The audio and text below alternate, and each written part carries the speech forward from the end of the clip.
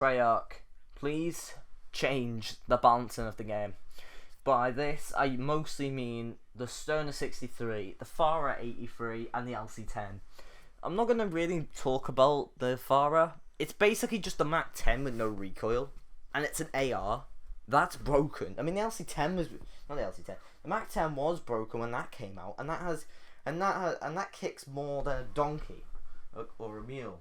Yeah, it's probably be a mule, probably. But that isn't the point.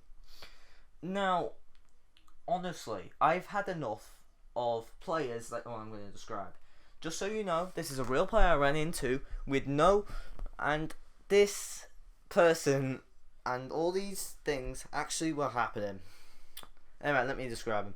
Okay, I was playing Domination on Satellite. Okay, a camp in paradise, given it's literally just a massive field. Basically, it's a bit like Wasteland, really.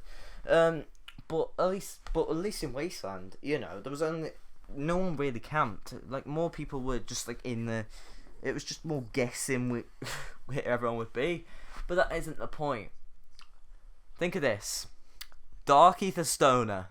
These people always have Dark Ether. Airborne Elastic Wrap. Task Force Barrel. 3 times scope.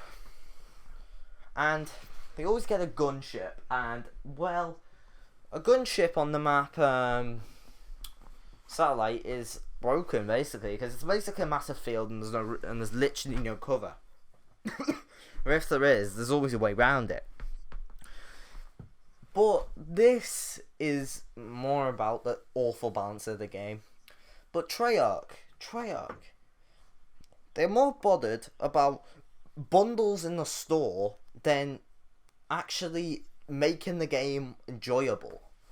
No, I do enjoy the game anyway. Like, I mean, I'm probably in the minority in saying this, but I don't think the game's awful. And it's definitely not Infinite Warfare or Ghost territory. It's not the greatest one ever. Like, it's just okay. Like, yeah, I know SBMM's a problem, but what I do is, for example, I mean, I'm not proud of admitting this. Sometimes I just play bad in a few games to get an easy lobby where I'm the kid with the gunship. Except I don't use the stoner and I use honourable weapons. Well, they're not really that honourable. I mean, it's like stuff like the M16 and that. Because that's probably one of my favourite guns in the game. Not sure why. Or the XM4. Either or. I'm going off topic. But, however, this isn't the first time that Treyarch have made guns like the LC10 and the Fire 83 overpowered on launch.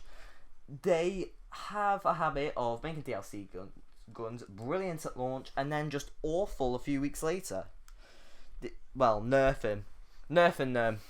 This was very prevalent in BO3 and BO4, especially the XMC and the Stingray are good examples of that. I am aware that statement didn't actually even make any sense, but that isn't even the point.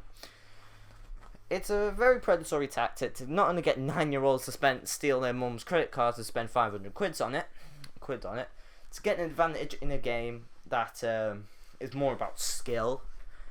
And I know that I know. It's probably Activision pulling the strings. Actually, no, it is. It just is. So Treyarch probably wouldn't do this if they were independent. But that is not the point.